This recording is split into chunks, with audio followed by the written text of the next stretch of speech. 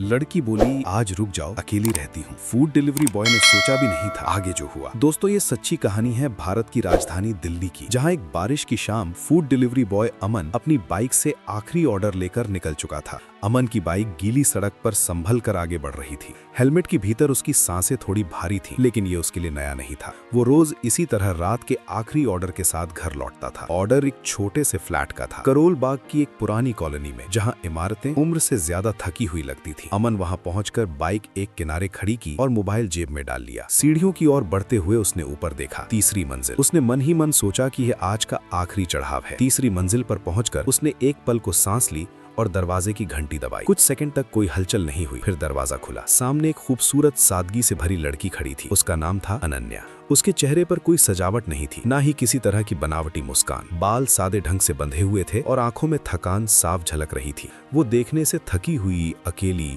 और भीतर से कहीं टूटी हुई लग रही थी, जैसे बहुत देर से किसी बोझ को अकेले उठाए चल रही हो। अमन ने खाना आगे बढ़ाया। अनन्या ने चुपचाप पैकेट लिया और पैसे निकालकर उसे दे दिए। दोनों के बीच बातचीत बस उतनी ही थी जितनी हर रोज सैकड़ों डिलीवरी में होती है। अमन ने सिर हिलाकर धन्यवाद कहा और मुड़ने ही वाला था कि अनन्या ने बहुत धीमी आवाज में कहा, आज रुक जाओ, अकेली रहती हूँ। अमन के कदम वहीं थम गए। उसने पीछे मुड़कर देखा। आवाज में कोई बनावट नहीं थी, न डर दिखाने की कोशिश, न किसी तरह का दबाव। बस एक सीधा सा वाक्य था जो शायद बहुत देर से उसके भीतर अटका हुआ था। अमन को एक पल के लिए समझ नहीं आया कि क्या कहे। उसने कई तरह के लोग देखे थे, लेकिन ये पल अलग था। उसके मन में कोई गलत ख्याल नहीं आया, ना कोई उम्मीद जगी, ना कोई स्वार्थ। वो बस वहीं खड़ा रहा, जैसे किसी ने उसकी भागती जिंदगी को एक पल के लिए रोक दिया हो। अनन्या ने शायद उसकी चुप्पी को गलत समझा, इसलिए जल्दी से बोली, अगर आपको दिक्कत हो तो कोई बात नहीं। अमन ने हल्के से सिर हिलाया और कहा, नहीं, कोई दिक्कत नहीं। वो वापस कमरे के भीतर चला आया। कमरा छोटा था लेकिन भरा हुआ था। किताबें हर तरफ फैली हुई थीं। मेज पर खुले नोट्स, कुर्सी पर रखी फाइलें और दीवारों पर चिपके कागज, संविधान के अनुच्छेद, इतिहास की तारीखें, करंट अफेयर्स की हेडलाइंस। ये कोई साधारण कमरा नहीं था, ये उस संघर्ष का गवाह था जो रोज यहाँ लड़ा जाता था। अनन्या ने प्लेट निकाली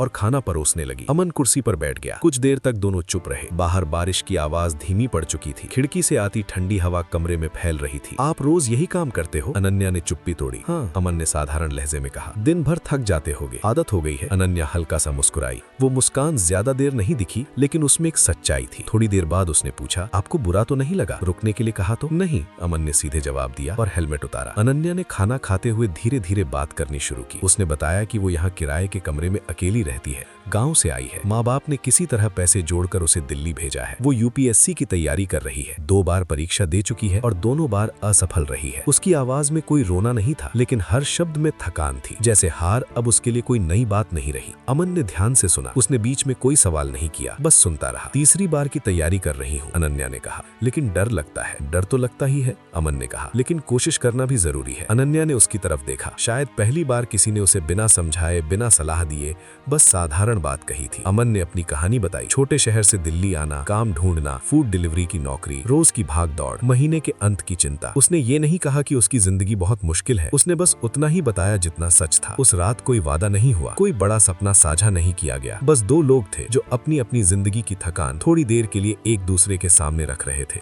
काफी देर बाद अमन उठा। उसने समय देखा, उसे जाना था। अनन्या ने दरवाजे तक छोड़ते हुए कहा, आज अच्छा लगा। अमन ने सिर हिलाया और चला गया। अगले दिन से सब कुछ वैसा ही नहीं रहा। अमन जब भी करोल बाग की तरफ डिलीवरी करता, अनन्या के कमरे के बाहर रुक जाता, कभी सिर्फ हाल पूछने के लिए, कभी 2 मिनट की चाय के लिए। बातचीत धीरे धीरे बढ़ने लगी।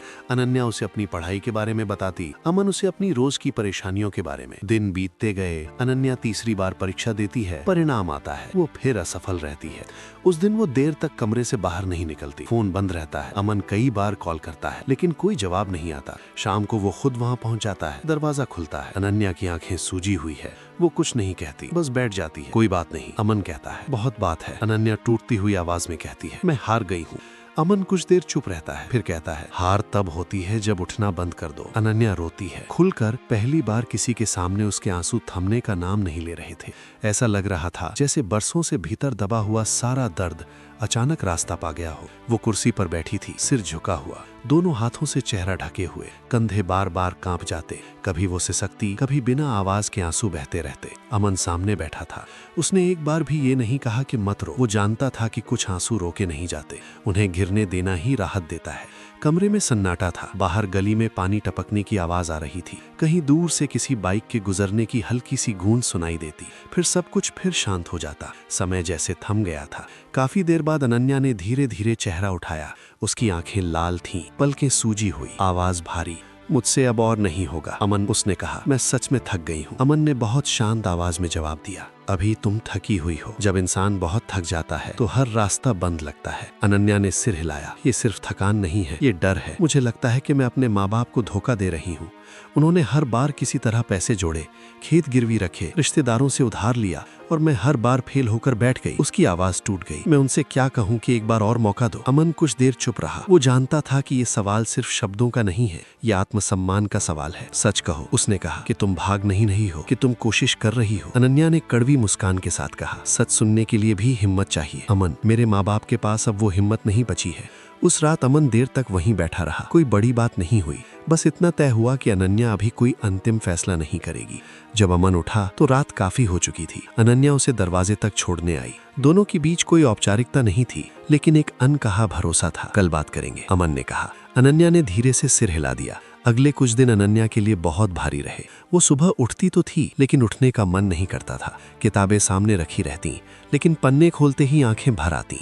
कई बार वो बस खिड़की के पास खड़ी होकर बाहर देखती रहती। लोग अपने अपने काम में जा रहे होते। कोई चाय पी रहा होता, कोई हंसते हुए फोन पर बात कर रहा होता। उसे लगता जैसे सबकी जिंदगी आगे बढ़ रही है और वो वहीं अटक गई है। मोबाइल बार बार हाथ में आता, माँ का नंबर दिखता, उंगलियां कांपती, वो कॉल काट देती। अब क्या कहूंगी, ये सवाल हर बार उसे रोक देता। एक दोपहर माँ का फोन आ ही गया। उधर से वही अपनापन, वही चिंता।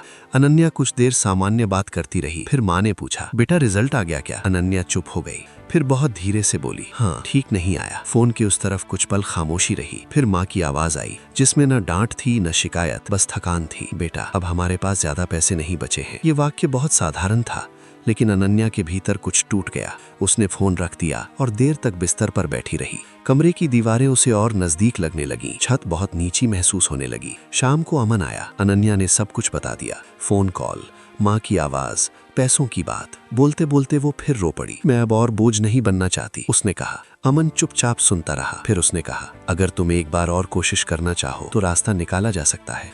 अनन्या ने उसकी तरफ देखा। कैसा रास्ता? मैं पढ़ाई का खर्च उठाऊंगा, अमन ने बिना किसी हिचक के कहा। अनन्या जैसे चौंक गई। नहीं अमन, ये मैं नहीं कर सकती, ये बहुत बड़ा बोझ है। अमन ने सिर हिलाया। तभी तो बोझ नहीं बनाना है। तुम बच्चों को पढ़ा लो, पार्ट टाइम जो कमाओ उससे अपनी जरूरतें निकालो। जो कमी होगी मैं देख लूंगा, इसे एहसान मत समझना। अनन्या देर तक कुछ नहीं बोली। उसके लिए ये आसान फैसला नहीं था। उसने पूरी जिंदगी खुद को किसी पर निर्भर न रहने की सीख दी थी, लेकिन इस बार हालात अलग थे। मैं सोचूंगी, उसने कहा। अगले कुछ दिनों में अनन्या ने पास की कॉलोनी में ट्यूशन ढूंढ ली। 2 बच्चे थे, एक 5वीं में, दूसरा 7वीं में। फीस ज्यादा नहीं थी, लेकिन शुरुआत थी। पहली बार जब वो बच्चों को पढ़ाने गई तो उसके हाथ कांप रहे थे, लेकिन जैसे जैसे उसने पढ़ाना शुरू किया उसे अच्छा लगा। उसे लगा कि वो किसी काम की है। अब उसके दिन पहले से भी ज्यादा लंबे हो गए। सुबह जल्दी उठकर खुद की पढ़ाई, दोपहर में नोट्स, शाम को ट्यूशन, रात को फिर किताबें। शरीर थक जाता, लेकिन मन में एक अजीब सी तसल्ली रहती। अमन भी अपने काम के बाद जितना हो सके मदद करता। कभी नई किताब दिला देता, कभी पुराने नोट्स प्रिंट करवा देता, कभी बस कह देता, आज तुमने बहुत मेहनत की। कई रातें ऐसी आईं जब अनन्या ने सिर पकड़ लिया। उसे लगता, मैं ये सब क्यों कर रही हूँ। एक ऐसी ही रात उसने अमन से कहा, अगर फिर नहीं हुआ तो? अमन ने बिना सोचे जवाब दिया, तो भी तुम वही रहोगी जो आज हो, ईमानदारी से कोशिश करने वाली। ये बात अनन्या के भीतर कहीं टिक गई। धीरे धीरे उसकी पढ़ाई में फिर से अनुशासन आ गया। उसने टाइम टेबल बनाया, सोशल मीडिया से दूरी बना ली, फोन सिर्फ जरूरत के लिए इस्तेमाल होने लगा। हर दिन वो खुद से कहती, आज का दिन बर्बाद नहीं करना है। महीने बीतते गए, चौथी बार की परीक्षा नजदीक आने लगी। डर अब भी था, लेकिन इस बार डर के साथ भरोसा भी था। वो जानती थी कि उसने कोई शॉर्टकट नहीं लिया, उसने हर दिन मेहनत की थी। परीक्षा का दिन आया। अनन्या सुबह बहुत जल्दी उठी। आईने में खुद को देखा। चेहरा थका हुआ था, लेकिन आंखों में एक अजीब सी शांति थी। जो होगा देखा जाएगा, उसने खुद से कहा। परीक्षा केंद्र के बाहर सैकड़ों चेहरे थे। कोई प्रार्थना कर रहा था, कोई आखिरी बार नोट्स देख रहा था। अनन्या ने गहरी सांस ली और अंदर चली गई। कागज सामने था। सवाल पढ़ते हुए उसके हाथ कांपे, लेकिन फिर दिमाग धीरे धीरे शांत होने लगा। उसने एक एक सवाल हल किया। समय कब निकल गया पता ही नहीं चला। बाहर निकलते वक्त उसने आसमान की तरफ देखा। बादल छन रहे थे। अब बस इंतजार था। इंतजार सबसे भारी होता है। मेहनत के बाद का इंतजार, उम्मीद के बाद का इंतजार। और उस पल का इंतजार जब जिंदगी ये तय करती है कि अब आगे रास्ता खुलेगा या फिर एक और दीवार खड़ी होगी। अनन्या के लिए ये इंतजार किसी सजा से कम नहीं था। परीक्षा खत्म हुए कई हफ्ते बीत चुके थे, लेकिन उसका मन अब भी उसी दिन में अटका हुआ था। वो सुबह उठती तो सबसे पहले मोबाइल की स्क्रीन देखती, फिर खुद को समझाती कि रिजल्ट अभी नहीं आएगा, फिर भी हर कुछ घंटों में वेबसाइट खोल लेती, जैसे अचानक वहां कुछ बदल जाएगा। अब वो पहले जैसी बेचैन नहीं थी, लेकिन भीतर एक लगातार खिंचाव बना रहता था। किताबें अलमारी में सलीके से रख दी गई थीं, नोट्स बंधे हुए थे। अब पढ़ने का कोई मतलब नहीं था। अब सब कुछ उस एक शब्द पर टिका था, रिजल्ट। कई बार उसे लगता इस बार हो जाएगा, कई बार डर लगता कि अगर फिर नहीं हुआ तो क्या बचेगा। हर विचार के साथ उसका सीना थोड़ा और भारी हो जाता। अमन ये सब चुपचाप देख रहा था। वो अनन्या से बार बार ये नहीं पूछता था कि क्या लग रहा है या तुम्हें कैसा लग रहा है, क्योंकि वो जानता था कि ऐसे सवाल किसी का बोझ हल्का नहीं करते। वो बस पास रहता, कभी बिना वजह बाइक लेकर उसके कमरे के नीचे आ खड़ा होता, कभी कॉल करके कह देता नीचे चाय पी ले चले। कई बार दोनों ज्यादा बातें नहीं करते थे। चाय ठंडी हो जाती थी, लेकिन खामोशी गर्म बनी रहती थी। दिन बीतते गए, फिर एक सुबह आई जो बाकी सुबह से अलग थी। उस दिन अनन्या की नींद बहुत जल्दी खुल गई थी। बाहर धूप थी, लेकिन मन के भीतर अजीब सी घबराहट थी। उसने मोबाइल उठाया बिना कोई वजह सोचे। स्क्रीन पर नोटिफिकेशन चमक रहा था। उसकी सांस अटक गई। उसने वेबसाइट खोली, उंगलियां कांप रही थी। रोल नंबर डालते समय उसे लगा जैसे उंगलियां उसकी नहीं है। स्क्रीन कुछ सेकंड तक लोड होती रही। वे कुछ सेकंड उसे सालों जैसे लगे। फिर नामों की सूची सामने आई। अनन्या की नजर तेजी से ऊपर से नीचे गई, फिर अचानक रुक गई। वहां उसका नाम था। पहले तो उसे समझ ही नहीं आया कि वो क्या देख रही है। उसने आंखें मली, स्क्रीन को फिर से देखा। नाम वही था, उसी स्पेलिंग के साथ, उसी रोल नंबर के साथ। उसके मुंह से कोई आवाज नहीं निकली। उसकी आंखों से आंसू बहने लगे। वो कुर्सी से उठी, फिर बैठ गई। उसके हाथ कांप रहे थे। वो हंसना चाहती थी, लेकिन रो पड़ी। ये रोना हार का नहीं था, ये रोना उस बोझ के उतरने का था जो बरसों से उसके सीने पर रखा था। उसका पहला फोन अमन को गया। अमन, उसकी आवाज टूट रही थी। हाँ, हो गया, मैं पास हो गई। फोन के उस तरफ कुछ सेकंड खामोशी रही। फिर अमन की सांस छोड़ने की आवाज आई, जैसे उसने बहुत देर से रोकी हुई सांस छोड़ी हो। मुझे पता था, उसने कहा। अनन्या फोन हाथ में पकड़े पकड़े जमीन पर बैठ गई। उसने दीवार से पीठ टिका ली। पहली बार उसे लगा कि उसने अपने माँ बाप का सिर ऊंचा कर दिया है। उसने तुरंत गांव फोन किया। माँ की आवाज सुनते ही वो फिर रो पड़ी। इस बार माँ भी रो रही थी। पिता ने फोन लिया और बस इतना कहा, हमें तुम पर गर्व है। उस दिन समय जैसे उड़ गया। फोन कॉल्स, मैसेजेस, बधाइयां, सब कुछ एक साथ आने लगा। लेकिन इस शोर के बीच अनन्या को सबसे ज्यादा सुकून उसे कॉल से मिला था, जो अमन के साथ हुई थी। वो जानती थी कि इस सफर में अगर कोई बिना शर्त उसके साथ खड़ा रहा है तो वो अमन है। कुछ ही समय में जिंदगी ने तेज रफ्तार पकड़ ली। ट्रेनिंग का लेटर आया, नई जगह, नए लोग, नया माहौल। अनन्या वहीं थी, लेकिन अब लोग उसे एक नए नाम से बुलाने लगे थे, अफसर। उसके नाम के आगे अब एक पहचान जुड़ गई थी। ट्रेनिंग के पहले दिन उसने अपने कमरे में अकेले बैठकर बहुत देर तक सोचा। उसे वही किराए का कमरा याद आया, वही रातें,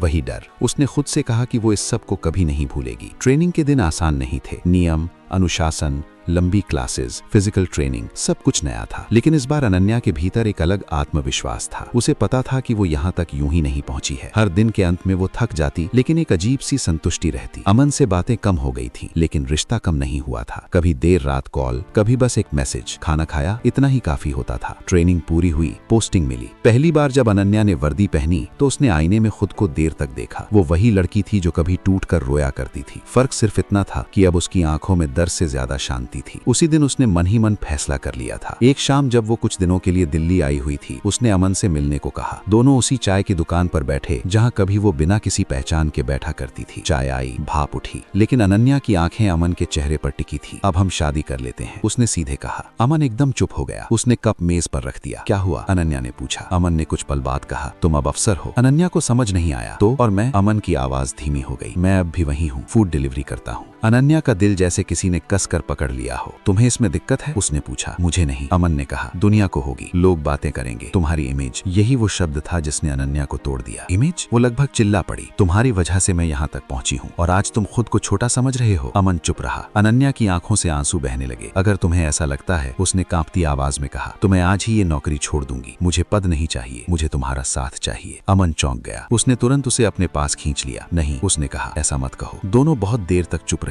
आसपास की आवाजें जैसे गायब हो गई थी। फिर अमन ने कहा, एक बार अपने माँ बाप से पूछ लो, सबसे पहला हक उनका है, उसके बाद किसी और का। अनन्या जानती थी कि ये सही बात है, लेकिन वो ये भी जानती थी कि ये आसान नहीं होगा। वो जब गांव पहुंची तो माँ बाप उसे देखकर खुश हुए। बेटी अफसर बन चुकी थी, घर में लोग आ जा रहे थे, बधाइयां मिल रही थी। उसी बीच एक शाम अनन्या ने सबको बैठाया। उसने धीरे धीरे पूरी बात बताई, पहली मुलाकात से लेकर आज तक। अमन की मदद, उसका साथ, उसका त्याग। कमरे में सन्नाटा छा गया। माँ ने बेटी की आंखों में देखा। पिता ने बहुत देर तक कुछ नहीं कहा। फिर पिता बोले, अगर इस लड़के ने बिना किसी लालच के तुम्हारा साथ दिया है तो वो बड़ा इंसान है। माँ ने बेटी का हाथ पकड़ लिया। हमें सच चाहिए था, उसने कहा, और तुमने सच बताया। उस दिन कोई शोर नहीं हुआ, कोई लंबी बहस नहीं हुई, बस एक फैसला हुआ, बेटी की खुशी का। लेकिन कहानी अभी खत्म नहीं हुई थी। अनन्या के माँ बाप के फैसले के बाद घर में एक अजीब सी शांति फैल गई थी। वो शांति ऐसी नहीं थी जिसमें सब कुछ रुक जाए, बल्कि ऐसी थी जिसमें बहुत कुछ तय हो चुका होता है। कोई सवाल नहीं बचा था, कोई शर्त नहीं रखी गई थी, सिर्फ बेटी की खुशी को देखा गया था और उस खुशी के साथ जुड़ा हुआ एक नाम स्वीकार कर लिया गया था। अनन्या उस रात देर तक जागती रही, खिड़की से बाहर देखती रही। उसे लग रहा था जैसे जिंदगी ने पहली बार उससे ज्यादा कुछ नहीं मांगा, बस उसे समझा है। अगली सुबह वो दिल्ली लौट आई। वही शहर, वही शोर, वही तेज रफ्तार, लेकिन इस बार उसके कदम थोड़े ज्यादा ठहरे हुए थे। उसे पता था कि अब जो होगा वो जल्दबाजी में नहीं होगा। उसने अमन को मिलने के लिए बुलाया। कोई खास जगह नहीं चुनी, वही पुरानी चाय की दुकान जहां दोनों ने बिना किसी नाम और पहचान के एक दूसरे को जाना था। अमन पहले से वहां था, बाइक साइड में खड़ी थी, डिलीवरी बैग पीछे टंगा हुआ। उसने हेलमेट उतारा और अनन्या को देखते ही खड़ा हो गया। दोनों ने एक दूसरे को देखा, मुस्कुराए, लेकिन कुछ पल तक कुछ कहा नहीं।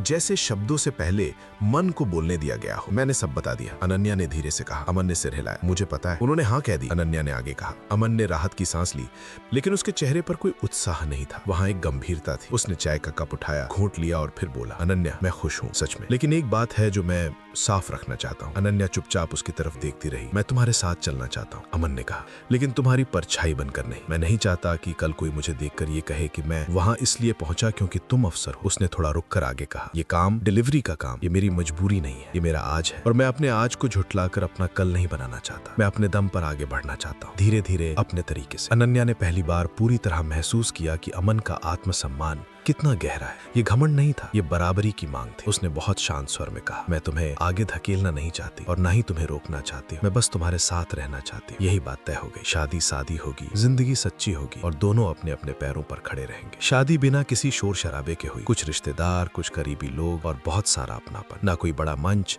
ना कोई भारी गहने, ना कोई दिखावा। अनन्या ने वही सादा लिबास पहना जिसमें वो हमेशा सहज रहती थी। अमन ने भी वही कपड़े पहने जिनमें वो खुद को पहचानता था। शादी के बाद ना कोई लंबी छुट्टी ली गई, न कोई जश्न मनाया गया। दोनों जानते थे कि असली जिंदगी अब शुरू हो रही है। शादी के अगले ही दिन सुबह अमन उसी समय उठा जिस समय वो हमेशा उठता था। उसने नहाया, तैयार हुआ और बाइक की चाबी उठाई। अनन्या ने उसे देखा और हल्के से पूछा, आज भी? अमन मुस्कुराया, हाँ आज भी। वो चला गया। अनन्या कुछ देर तक दरवाजे पर खड़ी रही। उसे लगा जैसे इस एक दृश्य में पूरी कहानी छुपी हुई है। दिन बीतने लगे। अनन्या ने अपनी पोस्टिंग ज्वाइन कर ली। नए लोग, नई फाइलें, नए फैसले। हर दिन उसे ये एहसास दिलाता कि अब उसकी जिम्मेदारी सिर्फ अपनी नहीं रही। वो हर फैसला लेते समय उन रातों को याद करती जब वो खुद से हार चुकी थी, और उसे याद रह पा कि अगर आज वो यहाँ है तो उसके पीछे एक सादा सा इंसान खड़ा रहा है। अमन वही रहा, वही फूड डिलीवरी, वही बाइक, वही शहर। धूप में, बारिश में, ट्रैफिक में लोग उसे पहचानने लगे थे। कुछ लोग सवाल पूछते, अब तो तुम्हारी पत्नी अफसर है, फिर भी ये काम? कुछ लोग हंसते, कुछ तंज कसते। अमन हर सवाल सुनता लेकिन जवाब नहीं देता। वो जानता था कि जवाब समय देगा। धीरे धीरे ये बात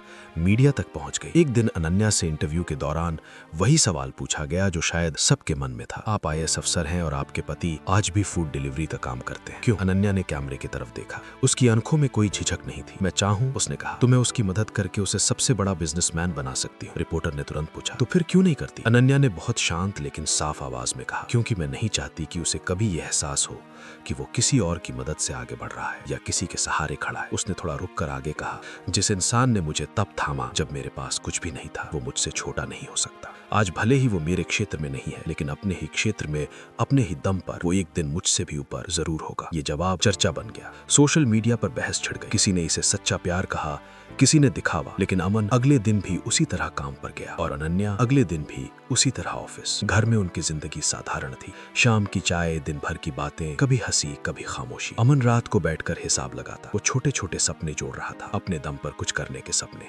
अनन्या कभी उसे जल्दी करने को नहीं कहती थी, वो बस देखती थी। एक शाम छत पर बैठे बैठे अनन्या ने कहा, अगर उस दिन तुम नहीं रुके होते, अमन मुस्कुराया, तो शायद हम आज भी किसी और की जिंदगी जी रहे होते। दोनों चुप हो गए। शहर नीचे चलता रहा। ऊपर दो लोग बैठे रहे जिन्होंने एक दूसरे को उस वक्त चुना था जब चुनने के लिए कुछ भी नहीं था। दोस्तों, सच्चा प्यार किसी पद, हैसियत या पहचान से नहीं बल्कि उस भरोसे से बनता है जो अमन जैसे इंसान मुश्किल वक्त में बिना शर्त निभाते हैं, और उस समझ से बनता है जो अनन्या जैसी लड़की प्यार में भी सामने वाले के स्वाभिमान और आत्मसम्मान को सबसे ऊपर रखती है, क्योंकि वही रिश्ते टिकते हैं जहां प्यार सहारा नहीं ताकत बनता है। लेकिन अगर आप अमन की जगह होते और आपके सामने अनन्या जैसी जिंदगी से हारती हुई लड़की होती तो आप क्या करते? क्या आप बिना किसी स्वार्थ के उसकी मदद करते या फिर बाकी लोगों की तरह उसे नजरअंदाज करके आगे बढ़ जाते? और अगर आप अनन्या की जगह होते और सफलता की ऊंचाइयों तक पहुंच जाते तो क्या आप अमन जैसे सादे, मेहनती और साधारण लड़के के साथ पूरी जिंदगी बिताने का फैसला ले पाते या समाज की नजरों से डरकर पीछे हट जाते? अपने जवाब कमेंट में सच्चे दिल से जरूर लिखिए, क्योंकि आपकी एक सोच किसी की जिंदगी बदल सकती है। और अगर ये कहानी आपके दिल को छू गई हो, आपकी सोच को झकझोर गई हो, तो इस वीडियो को लाइक जरूर कीजिए, अपने दोस्तों और परिवार के साथ शेयर कीजिए, ताकि इंसानियत और सच्चे प्यार की ये बात और दूर तक पहुंचे। और ऐसी ही दिल से निकली कहानियों के लिए चैनल स्टोरी बाय बीपी को सब्सक्राइब करना मत भूलिए। मिलते हैं अगली वीडियो। जय हिंद, जय भारत।